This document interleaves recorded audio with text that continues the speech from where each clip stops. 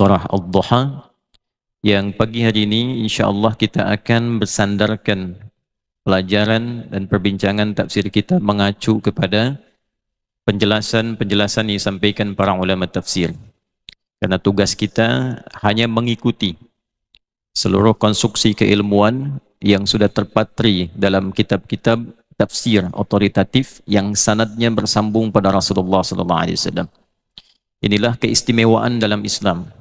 Tak ada satu disiplin ilmu pun yang terkait dengan pemahaman Al-Quran dan Sunnah Rasulullah SAW kecuali seluruhnya memiliki sanad yang tersambung kepada Rasulullah SAW, sehingga dengan itulah kemudian din ini terjaga dari penyimpangan, terjaga dari perbedaan-perbedaan yang menghantarkan kepada keburukan-keburukan yang tidak disukai oleh Allah dan Rasulnya. Kerana itu kita insya-Allah dalam masa yang singkat ni, kurang lebih ada 1 jam atau lebih sikit ke depan, insya-Allah ada setidaknya 8 kitab tafsir yang kita akan jadikan acuan. Ini yang sempat saya coba kopikan langsung dari kitabnya. Jadi bukan mengambil dari internet, tapi dari kitabnya langsung kita kopikan. Dari tafsir yang masanya dekat-dekat ke era sahabat, tersambung kemudian sampai ke tafsir yang kontemporer. Ini ada yang pertama, kita sandarkan kepada tafsir Imam Ibnu Jarir At-Tabari, ya, karena masanya sangat dekat ke masa-masa sahabat, kemudian ke era Nabi SAW. Beliau di kisaran 244 Hijrah. Ya, kalau Al-Imam Asy-Syafi'i 204 Hijrah, maka 40 tahun setelah itu lahir Al-Imam At-Tabari, kemudian menuliskan salah satu kitab yang fenomenal dalam bidang tafsir, 16 jilid. Ya, itu Jami'ul Qur'anil Karim atau disingkat dengan tafsir At-Tabari. Kemudian kita juga insya-Allah akan bersandarkan kepada satu kitab yang ditulis oleh Firuz Abadi. Nah, ini ulama juga menulis kitab yang disandarkan catatan tafsirnya ini kepada sahabat Ibnu Abbas radhiyallahu taala anhuma, namanya Tanwirul Miqbas an tafsir Ibnu Abbas radhiyallahu taala anhuma. Beliau di tahun 729 ya Hijriah. Kemudian kita pula akan bersandar insya-Allah kepada tafsir Ruhul Ma'ani ya Al-Alusi. Lalu kita pula insya-Allah akan bersandar pula kepada tafsir Mafatihul Ghaibnya Razi. Ya, ada beberapa yang bisa kita dapatkan faedah di dalamnya. Kemudian kita juga akan coba bersandar pada tafsir Al-Maraghi, khususnya dalam konstruksi praktik surah Ad-Duha dalam konteks sosial. Kemudian ada pula kita tafsir At-Tahrir wa Tanwir. Tahrir wa Tanwir karya Syekh Muhammad Tahir bin Ashur, Al-Mufassir Mu'asir dari Tunis. Dia termasuk juga memiliki gelar istimewa di era kekinian. Beliau menulis kitab tafsir At-Tahrir wa Tanwir 30 jilid. Ini jilid yang ke-30. Kemudian ada tafsir Al-Muyassar ya, di Profesor Wahbah Az-Zuhaili. Ya, saya menjumpai beliau saat kami bersama di Tripoli di Libya dalam satu channel television. Ini tafsir Muyassar. Kemudian yang terakhir ini yang kontemporer untuk halaqah di dalam usrah, ailah, keluarga. Jadi ada satu tim ulama tafsir dunia, dia berkumpul di Mekah, mendirikan satu muassasah ya bernama Muassasah Hudal Quranil Karim. Fara' dari itu yang konsentrasinya merumuskan Al-Quran sehingga menjadi tema yang dapat dikaji dalam lingkup keluarga. Setiap keluarga-keluarga Muslim mengkaji tema-tema Al-Quran untuk dipraktikkan dalam kehidupan. Itu namanya Muassasah An-Naba'ul Azim. Bertempat dia di depan persis Masjidil Haram. Ya, di antara musyrifnya Profesor Muhammad Rabi'ah, salah satu mufti besar yang berada di Masjidil Haram. Dan kami termasuk dalam asosiasi itu. Ya. Nah, ini ada namanya Majalis Tadarusil Quranil Karim. Ini ada 4 haqibah, baru 4 jilid, 4 jilid terakhir atau 4 juz terakhir dari Al-Quran. Kami kopikan yang bagian terakhir ini. Ini langsung dari kitabnya dan insya Allah sudah diterjemah pula ke dalam bahasa masih Indonesia, mudah-mudahan nanti bisa ke Melayu. Baik, bismillahirrahmanirrahim. Semoga Allah memberikan taufik pada kita untuk memudahkan dan memberkahi apa yang akan kita pelajari insyaAllah. Surah Ad-Duha. Saya akan berikan urutan dulu tentang sejarah awal mula turunnya surah Ad-Duha ini. Dalam situasi dan kondisi apa Nabi menerima surah Ad-Duha ini? Di posisi urutan keberapa surah ini turun? Mengapa ditempatkan kemudian setelah selesai urutan Al-Quran dalam posisi yang berbeza? Lantas bagaimana makna surah Ad-Duha ini? Baik saat itu diturunkan di masanya Nabi SAW, atau kita bawa makna surah Ad-Duha ini untuk kita praktekkan dalam lingkup kehidupan kita di era kini. Maka bismillahirrahmanirrahim, kita akan cuba urutkan dan mohon diizinkan saya bisa berdiri untuk sedikit meruntutkan supaya mudah untuk diketahui dan dituliskan. Surah Ad-Duha dalam urutan turunnya surah-surah Al-Quran, bukan urutan tertibnya mushaf. Dalam urutan turunnya surah-surah Al-Quran memiliki posisi yang ke-11 diturunkan dari urutan surah Al-Quran. Jadi bila kita ingin urutkan dari surah-surah pertama turun, maka kita dapati satu, bismillah, ada surah Al-Alaq, dua, surah Al-Qalam, tiga, surah Al-Muzammil, empat, ada surah Al-Mudaththir. Ada ikhtilaf sikit antara mana yang dahulu Muzammil dengan Mudaththir di urutan ini, tapi saya berikan yang paling kuat saja dari pendapat para ulama. 5, surah Al-Fatihah. 6, surah Al-Masad, Tabat Yada. 7, surah At-Takwir. 8, surah Al-A'la. 9, surah Al-Lail. 10, surah Al-Fajr. 11, dan satu paket dengan surah 12, satu paket turunnya adalah surah Ad-Duha dan surah Al-Insyirah atau Asy-Syarah.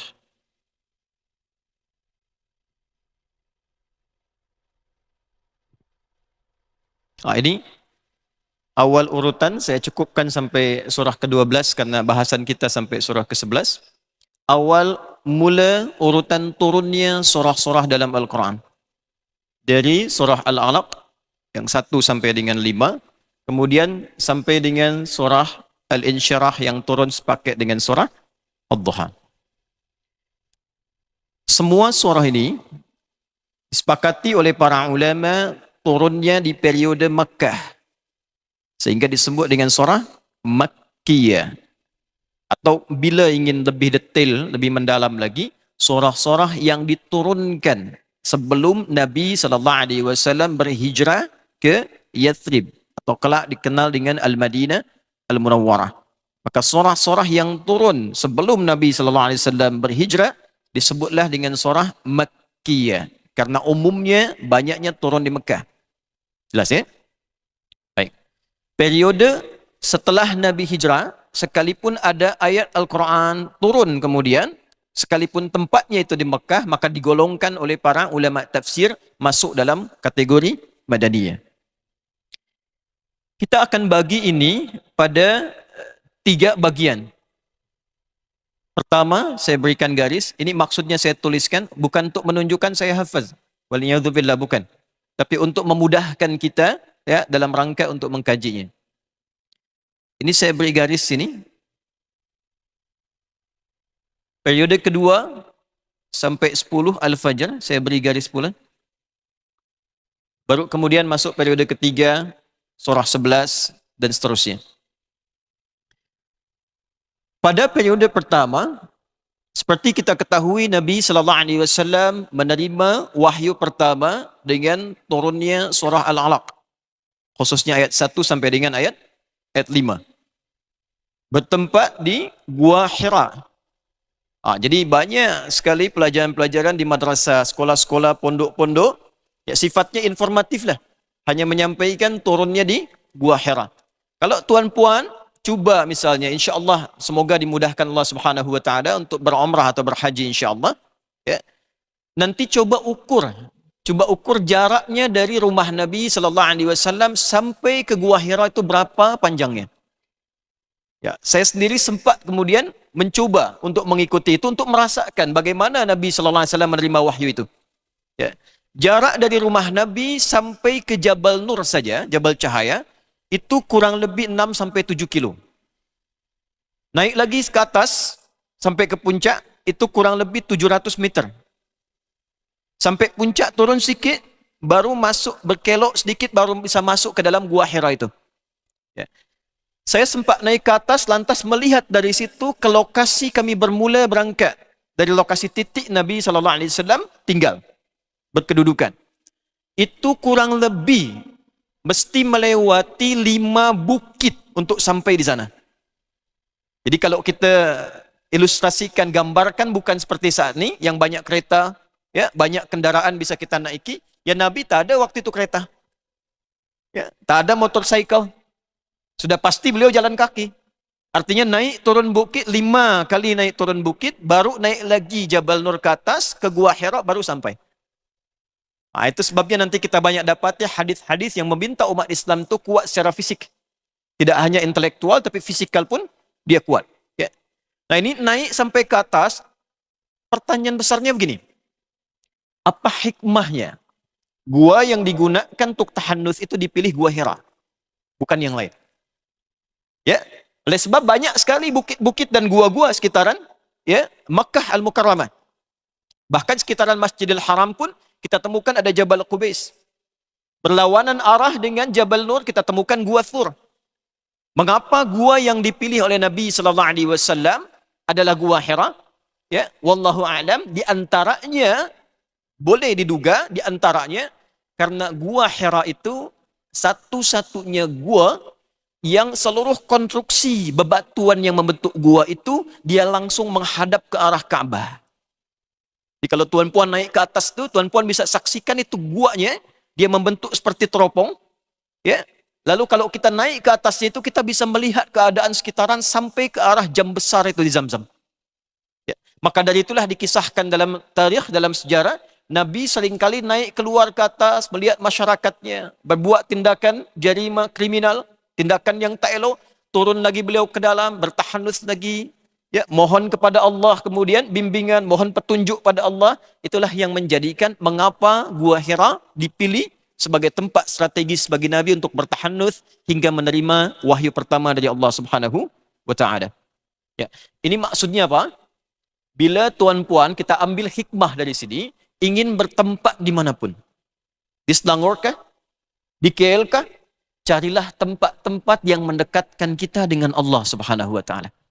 Sekalipun mesti berliku, mesti naik turun bukit, mesti berusaha, tapi berusahalah cari tempat yang mendekatkan kita dengan Allah Subhanahu wa taala sehingga di setiap tempat itu kita mendapat hidayah Allah.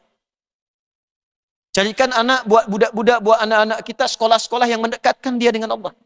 Bukan hanya pintar. Yang pintar banyaklah. Ya. Tapi cari sekolah yang membuat anak kita pintar, sekaligus mendekatkan dia pun dengan Allah Subhanahu wa taala. Kalau hanya pintar saja, yang belum beriman pun banyak.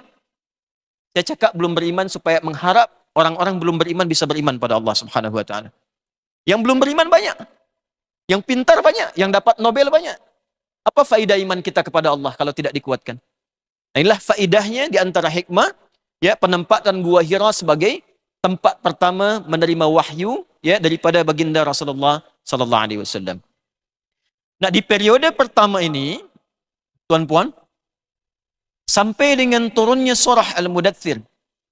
Ini viral sekali termasuk dalam Al-Bukhari ya, dalam kitab yang pertama di Al-Bukhari itu ada 97 topik mohon ampun, mohon maaf bila saya perdalam beberapa tema itu untuk memberikan pendalaman-pendalaman sehingga wawasan kita lebih luas.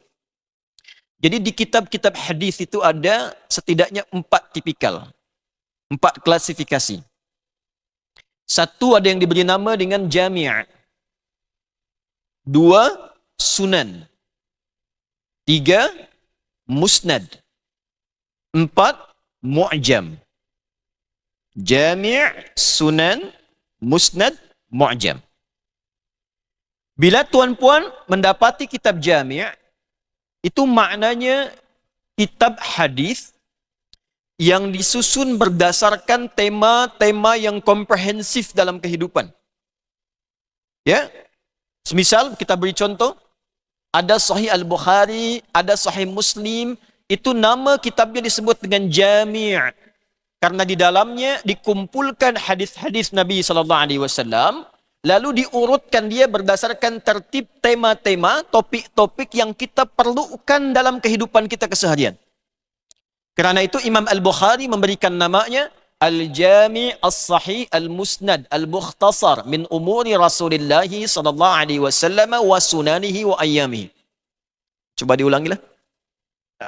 Kerana terlampau panjang, kita singkatlah dengan Sahih Al-Bukhari. Kitab saya ni, kata beliau, kitab yang berisi tema-tema luas tentang kehidupan. Berisi 97 tema. Semua isinya saya telah pastikan, saya cek semua sahih, valid. Validitinya tersambung pada Rasulullah SAW.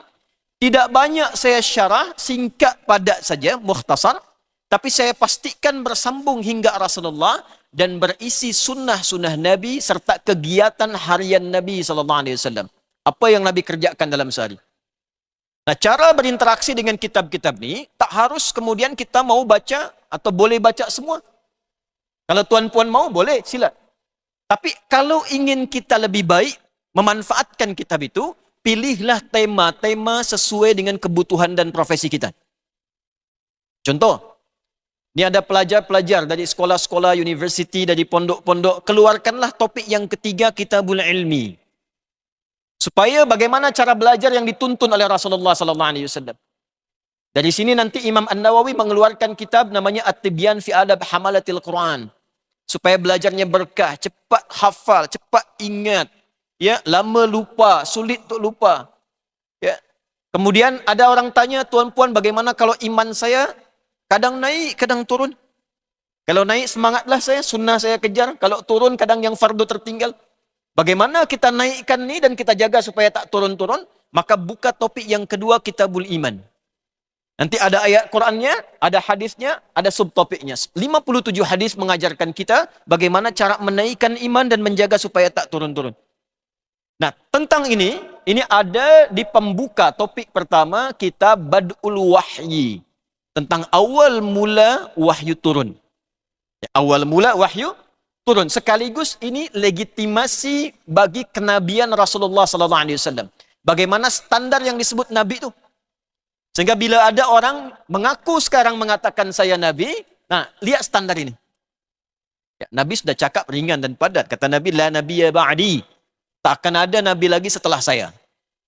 Nah, ini sekaligus kalimat mukjizat ingin mengatakan, nanti sepeninggal saya, akan ada orang mengklaim, mengaku dia Nabi. Cukup katakan, tak ada Nabi setelah Rasulullah. Selesai ya? Sekarang terbukti ya? Saya tak tahu kalau di Malaysia, di Indonesia tu ada 20-30 orang ngaku menjadi Nabi itu. Jadi kalau ada orang mengklaim Nabi, tak usah heran. Tak usah heran, karena Nabi sudah katakan, yang heran itu setiap ada mengklaim, ada pengikutnya lah. Nah itu yang problem.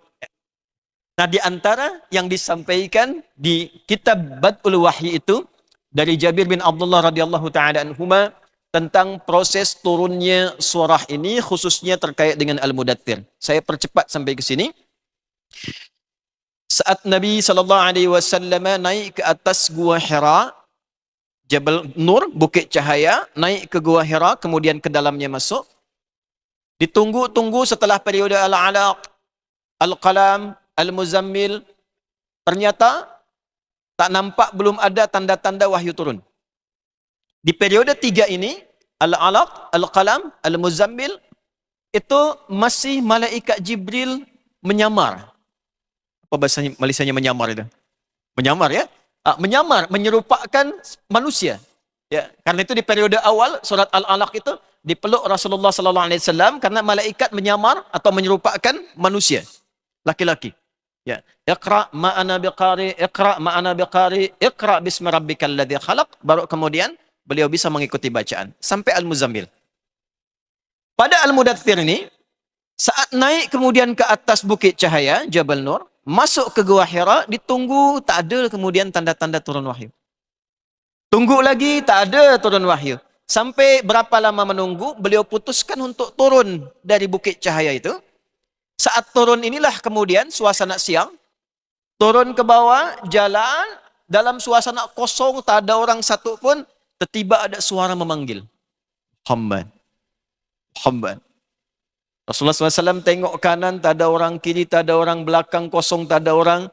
Kemudian tengoklah ke atas, baru beliau sampaikan, aku melihat sosok besar seperti duduk antara langit dan bumi. Sosok besar, duduk antara langit dan bumi. Pak Menteri besar lah keluar dari Masjid Selangor ni siang-siang. Tengok kanan kiri tak ada orang dia. Begitu keluar tiba-tiba ada yang manggil, Datuk. Datuk. Tengok ke atas sosok besar, baju putih, rambut panjang, Datuk. Apa kira-kira respon tu? Ya. Assalamualaikum. Tak mungkin. Ya, maka Nabi katakan fara'ibtu minhu. Bulu kudukku naik. Pertanda ada rasa takut. Jadi takut tu normal lah. Takut tu normal. Yang tidak normal tu tidak takut terhadap maksiat. Takut untuk ibadah, tak takut untuk taat. Itu tak normal. Tapi kalau rasa takut tu biasa, khauf tu biasa. Ya, itu ada di Quran surah kedua Al-Baqarah di ayat 153.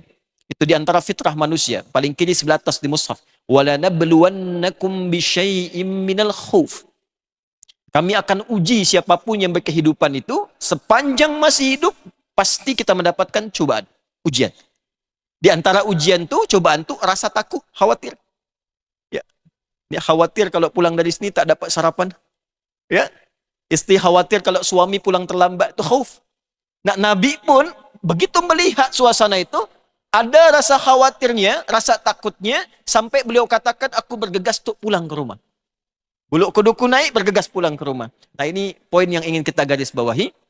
Sampailah di rumah, dibuka pintu oleh istri tercinta itu. Nah, ini kita masuk bab rumah tangga lah. Ditataplah wajah istrinya, menatap wajah istri, hilang setengah takutnya. Setengah problemnya hilang. Ya, itu nanti muncul riwayat istri salihah itu begitu dipandang lah, pandangannya bisa membuat suami itu tenang. Ya, suami tuan puan dari pekerjaan, tuan pulang dari pekerjaan sudah macet, sudah banyak persoalan problem di kantor, lihat istilah, coba lihat, tengok. Setengah masalah hilang tak? Kalau hilang berarti Khadijah lah dia. Ya. Atau tambah masalah ya.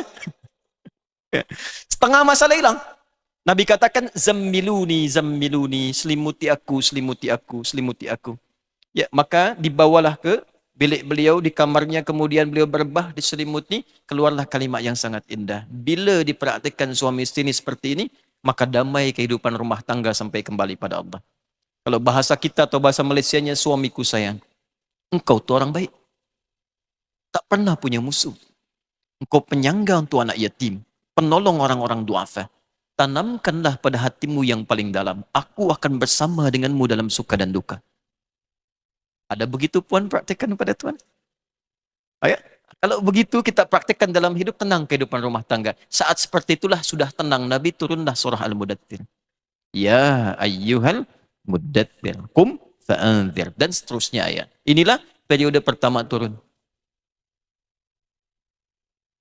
Ya, jadi kalau suami pulang ke rumah, dia membawa persoalan, maka tugas istri memberikan ketenangan. Itulah sakinah. Bila sakinah sudah ada, maka bawa dengan tilawah untuk memohon petunjuk pada Allah Subhanahu wa taala. Tilawah. Nah, lepas ni setelah Al-Mudaththir turun, itu tidak turun wahyu selama 40 hari. Itulah sebabnya tadi kami berikan garis begini. 40 hari ya, Nabi hanya mempraktikkan 4 surat ini, dibacakan beliau dalam kesempatan solat beliau, khususnya dalam solat malam. Ya. Jadi kalau malam sudah tiba, itu sudah terdengar suara-suara bahkan dari ya jirannya Nabi Shallallahu Alaihi Wasallam termasuk yang tidak Muslim. Saya cakap tidak Muslim karena ada nanti yang sampai meninggal pun dia tak berislam. Ya. Maka terdengar suara Nabi membacakan surah-surah Quran khususnya di 4 surah ini. Ya. Karena setelah turun surah Al-Muzammil, itu Nabi diminta oleh Allah supaya bisa bangun malamnya. Ya ayyuhal muzammil, qumil laila illa qalila, nisfahu aw inqus minhu qalila. Nisfahu aw inqus minhu itu tengah malam, ya lebih sikit atau kurang sikit. Kalau kita lihat sekarang pukul 12 misalnya, lebih sikit, bisa pukul 1, setengah 2, atau kurang sikit. Itu dalam bahasa Arab itu disebut saja, idastaqarra. Kalau malamnya sudah hening, enak, ada sentuhan pada jiwa, karena itu di ayat ke-6 surah Al-Muzammil, dikatakan, inna nasyi'atal laili hiya ashaddu wata'aw wa aqwamu qila. Bila tuan-puan bisa bangun malam tuh, dalam keadaan malamnya sudah tenang. Tenang, istaqarra wastawa, itu disebut dengan saja namanya. Saya tulis nih. Nabi bangun tuh dalam suasana malam kondisi demikian. Jadi kalau kita konversi ke waktu, apakah jam berapa Ustaz? Tuan Guru jam berapa mesti saya bangun tahajud lah? Ya, maka ukurannya tidak kepada jamnya. Coba dilihat suasana malamnya sudah tenang, sudah enak sehingga damai pada hati kita menunaikan sholat di dalamnya. Bangunlah Nabi, tunaikan sholat. Selama 40 hari tidak ada wahyu lain yang turun kecuali 4 surat inilah yang diperbanyak oleh Nabi SAW dibaca. Barulah setelah 40 hari turunlah kemudian 6 surah berikutnya. Al-Fatihah, Al-Masad, At-Takatsur, At-Takwir, maaf, At-Takwir, Al-A'la, Al-Lail, Al-Fajr. 40 hari setelah itu.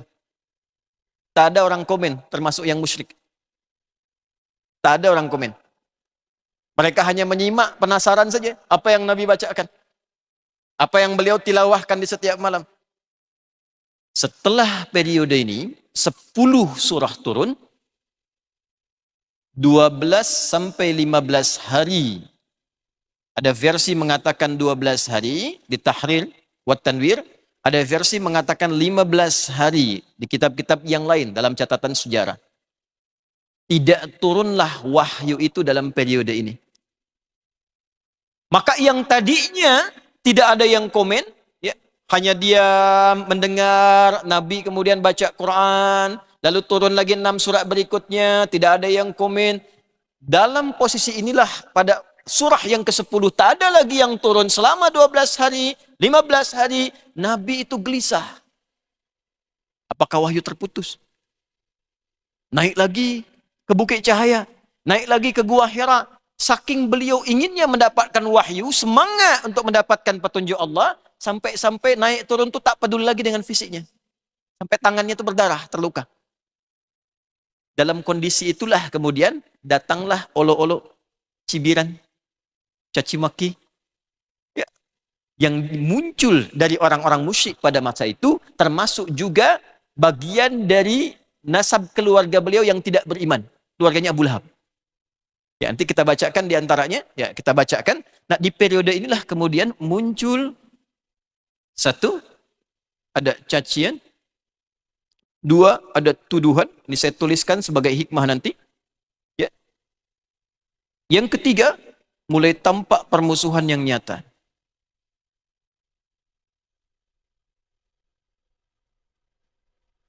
Ya.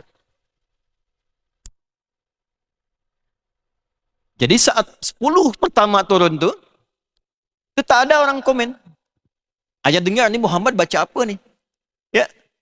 Apa yang dibacakan Muhammad, apa yang ditilawahi Muhammad, itu semua komennya begitu saja. Tiap malam penasaran dengar, sampai ke 10 ini, periode 10, surah turun. Nah, sampai mereka menyimpulkan, ini Muhammad nih kreatif nih. Ini Muhammad nih pembuat syair lah. Karena orang-orang yang bisa mendendangkan, membacakan bacaan-bacaan berirama itu dulu hanya penyair. Ya, ada 5 kualifikasi. Kalau dia hanya membuat syair untuk haiwan, mengarahkan haiwan supaya semangat cepat berjalan atau lambat, disebut dengan hida atau huda namanya. Kalau dia jadikan sebagai dendangan, lagu-lagu, disebut dengan ghina namanya. Kalau dia jadikan sebagai lirik yang indah, yang didendangkan dengan formula, ada 16 formula. Disebut bahar namanya. Ya, bahar, ilmunya disebut dengan ilmu arud. Ya, misal ada formula namanya tawil. Tawilun lahu dunal buhuri fadailu, fa'ulun mafa'ilun, fa'ulun mafa'ilu. Kifa nabki min dhikra habibin wa manzili, bisaqtili wa bainad dakhuli fahawmali. Ada rajas, mustaf'ilun, mustaf'ilun, mustaf'ilun, mustaf'ilun, mustaf'ilun, mustaf'ilun. Sautus safiril bulbuli, hayyaja qalbi thamili, al-ma'u wa zahru ma'a ma'a zahri lahdul muqali, fa anta ya sayyidali wa sayyidi wa mauladi, fakam tayimmuni ghazayyilun uqayqali, qataftuhu min wajnatin min fili hadha rajuli, faqala la la la la faqad ghada muharwili, awal walad, wali wali ya wailali, fakultu la tuwalwili, fabayyinul lu'lu'ali, qalat lau hina kadha inar wadidul muqali, kahatan kakailali, tabtabuli. Coba diulang kan? Ya. Nah, ada madid. Mufa'alatun, mufa'alatun, fa'ilatun, tala'al badru alaina min thaniyatil wada'. Nah, itu sudah ada formula dalam syair bukit. Nanti era Islam dibawalah ke nazam. Ini asal mula nazam. Ya, di era jahiliyah itu masuk kategori syair dengan tujuan-tujuan khusus. Yang terbaik nanti ditulis dengan tinta emas, lalu dia akan ditempelkan menjadi kiswah di dinding Ka'bah. Ya, mu'allaqatis sab'a. Di era Islam diganti menjadi ayat Al-Quran sampai dengan sekarang. Yang tadinya syair berubah menjadi nazam. Formulasi ini dibawa ke nazam. Dibuatlah alfiyah. Ya. Mustaf'ilun, mustaf'ilun, mustaf'ilun. Kalamuna lafdhun mufidun. Kastaqim wasmun wa fi'lun. Thumma harfunil kalim. Wahiduhu kalimatun wal qawlu am. Wa kilmatun biha kalamun qad yu'am. Dan seterusnya. Nah, nanti itu dibawa sampai ke era berjayanya Islam di Spanyol, Andalusia. Lalu dibawa kembali oleh Barat, dirubah jadi notasi. C, D, E, F, G, A, B, C, G, A, B, C, D, E, Fis, G, D, E, Fis, G, A, B, Cis, D, A, B, Cis, D, E, Fis, Gis, A, E, Fis, Gis, A, B, Cis, Dis, E, Bis, Cis, Dis, E, Fis, Gis, Ais, B, Fis, Gis, Ais, B, Cis, Dis, Ais, Fis, Cis, Ais, Bis, Fis, Gis, Ais, Bis, Cis. Nampak tu ya? Maka kita temukan alat-alat dengan notasi tadi. Nah, mereka menduga, mengira Quran itu sama dengan itu. Maka dituduhlah Muhammad itu seorang penyair pula. Ya. Nah, orang-orang jahiliyah itu, kalau dia buat syair, dia akan cari inspirasi ke lembah-lembah. Dan dia mengklaim punya syaitan khusus. Jadi penyair itu bisa buat syair, minta bantuan syaitan dari kalangan jin. Karena itu viral dalam kalangan mereka, likulli syairin syaitanuhul khas. Setiap pujangga, setiap penyair, dia punya syaitannya khusus. Syaitan yang khas. Maka ketika wahyu terputus 12-15 hari ini, di antara cibiran tuduhan yang dialamatkan pada Rasulullah adalah, tu lihatlah setannya Muhammad sudah meninggalkannya. Ya. Ini saya bacakan salah satunya. Yang diutarakan, Rawat Tirmidzi. Dari Tahrir wa Tanwir, Rawat Tirmidzi an Ibni Uyainah anil Aswad an Jundub al-Bajali, qala, kuntu ma'an Nabi sallallahu alaihi wasallam fi ghari, فدميت إصبعه فقال هل أنت إلا إصبع دميت وفي سبيل الله ما لقيت قال فأبطى عليه جبريل فقال المشركون قد ودع محمد فأنزل الله تعالى ما ودعك ربك وما قال. Ya, satu riwayat lagi, ما ثبت في الصحيحين يزيد أحدهما على الآخر عن الأسود بن قيس عن جندب بن سفيان البجلي qala damiyat isba'u Rasulillah sallallahu alaihi wasallam fashtaka falam yakum lailataini aw thalathan faja'at imra'atun. Ini poinnya. Faja'at imra'atun wa hiya Ummu Jamil bintu Harb zauji Abi Lahab. Jadi datang seorang perempuan, ya, namanya Urwa, gelarnya Ummu Jamil, istrinya Abu Lahab, yang dikecam oleh Al-Quran dengan turunnya surah Al-Masad yang kita tuliskan, ya, surah yang ke-6. Nah, Ummu Jamil ini komen. 12 hari, 15 hari tak ada surah turun. Apa komen Ummu Jamil? Ya Muhammad, inni la arju an yakuna syaitanuka qad tarakaka lam arahu qarabaka mundu lailataini aw thalath. Ya Muhammad, nampaknya syaitan sihirmu itu sudah meninggalkanmu. Jadi ketika tak turun surah selama 12-15 hari, dia datangi Nabi SAW, dia katakan, pertama dia tuduh Nabi. Ini dia. menyamakan Al-Quran dengan syair.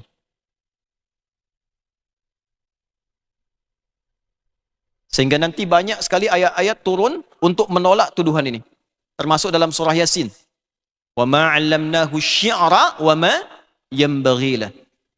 Ya. Wa ma huwa biqauli syair. Bukanlah Al-Quran itu termasuk dari syair. Ya Muhammad dituduh, setelah itu dicaci. Ada menuduh, ada mencaci. Ya Muhammad lam ara syaitanak. Ya Muhammad kau tu penyair. Cuma sayang, tak nampak lagi setanmu memberikan syair padamu selama 12-15 hari ini. Aku tak pernah dengar 2-3 hari ini kau bangun malam membacakan syair-syairmu itu. Menuduh sekaligus mencaci Nabi. Setelah viral itu, kalimat-kalimat itu, mulailah orang-orang lain ikut mencaci dan mengatakan dalam riwayat At-Tirmidzi tadi, Muhammad sudah ditinggalkan oleh Rabbnya, oleh perawatnya.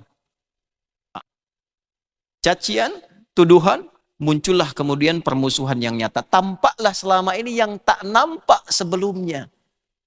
Sebelumnya diam, hanya dengar, nampaknya seperti orang baik-baik. Ternyata setelah itu diketahui, 12-15 hari tampaklah bagaimana sifat aslinya. Yang mencela, yang menuduh, yang memusuhi. Setelah diketahui semua orang-orang tentang sikap mereka terhadap Nabi 12-15 hari ini, barulah kemudian turun surah ke-11 itu Ad-Duha, satu paket dengan surah ke-12 Al-Insyirah.